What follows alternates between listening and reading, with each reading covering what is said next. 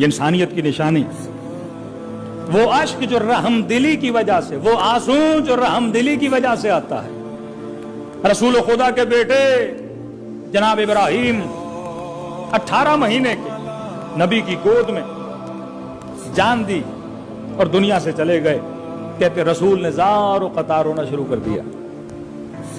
کچھ دیکھنے والوں نے اعتراض کیا یہ نبی ہے بیٹے کے جانے پہ رو رہا ہے۔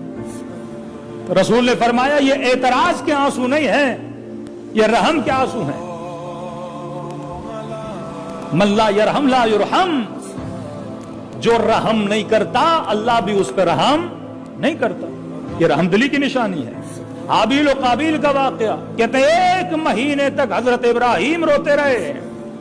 1 مہینے تک جب بیٹے کا قتل دیکھا اتنا روئے کہ کہتے ہیں ابراہیم حضرت آدم کے چہرے کی ہڈیاں ظاہر ہو گئی تھیں اس گریے میں۔ یہ رحم کا ہے، یہ نہیں کہ اللہ پہ اعتراض کر رہا ہے، یہ رحم دلی کی نشانی ہے۔ رسول گرامی مکے کی گلی یا مدینے کی گلیوں سے گزر رہے تھے، کچھ اعراب نے کچھ مرغوں کو پاؤں میں رسی باندھ کے کھڑا کر دیا تھا۔ نبی نے یہ منظر دیکھا، اس پہ نہیں روئے، لیکن کیا دیکھا کہ ان مرغوں اور مرغیوں کے پاؤں کو رسیوں سے باندھ کے کچھ تیر انداز دور کھڑے ہیں اور وہاں سے تیر مار رہے ہیں، ان مرغیوں کو چھلنی کر رہے ہیں۔ کہتے یہاں نبی کے چہرے سے آنسو جاری ہو گئے کہ ارے حیوان کو مارنا ہے تو اس کا اللہ نے طریقہ بتایا ہے، نہ کہ اس کو اس طرح سے ظلم کر کے قتل کرو۔ تو رسول ایک حیوان کو غلط طریقے سے تیر لگایا جائے اس پہ آنسو بہا رہے ہیں۔ اب تصور کریں کربلا میں اس کے نواسے کو چھلنی کر دیا جائے، کربلا میں اس کی نواسیوں کے ساتھ ظلم کر دیا جائے، ایسا ظلم جس کی مثال تاریخ میں نہیں ملتی۔ یہ اشک رحم ہے، یہ انسانیت کی نشانی ہے۔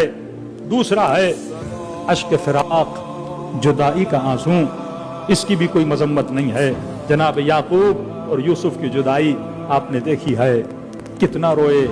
وَبْيَضَّتْ عَيْنَاهُ، آنکھیں سفید ہو گئیں۔ اللہ نے نبی کی مذمت نہیں کی، تو انسان کو پتا ہونا چاہیے میرا کون سا آنسو صحیح ہے، میرا کون سا آنسو غلط ہے۔ نہ صرف جناب یعقوب بلکہ تاریخ لکھتی ہے حضرت یوسف زندان میں اتنا روتے تھے کہ زندانی پریشان ہو جاتے تھے کہ بھائی یا رات کو روئیے یا صبح کو روئیے۔ یہ فراق یعقوب میں روتے تھے، یوسف کے فراق میں ان کے بابا روتے تھے، کبھی بیٹا اپنے بابا کے فراق میں رو رہا ہے۔ تو آج شیعہ اگر مجلس میں روتے ہیں، یہ اشک رحم بھی ہے، یہ اشک فراق بھی ہے، یہ اشک شوق بھی ہے، اور یہ اشک وہ اشک ہے کہ یہ تمنا کرتے ہیں کہ کاش ہم کربلا میں ہوتے، اپنی جانوں کو اپنے آقا حسین پہ قربان کرتے۔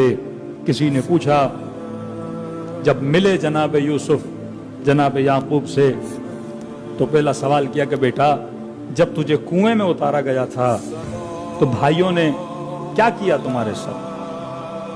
تو کہا کہ بابا مجھے کہا کہ کپڑے اتار دو، کیونکہ ہم انہی کپڑوں پہ قمیص پہ خون لگائیں گے اور بتائیں گے کہ کسی حیوان نے حملہ کیا تھا جس کے نتیجے میں یوسف مارے گئے۔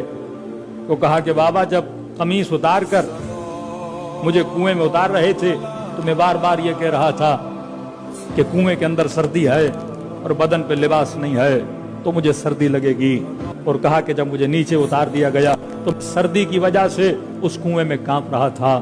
روایت کے جملے ہیں جب یعقوب نے یہ سنا تو سننے کے بعد وہ غش کھا کے زمین پہ گر گئے۔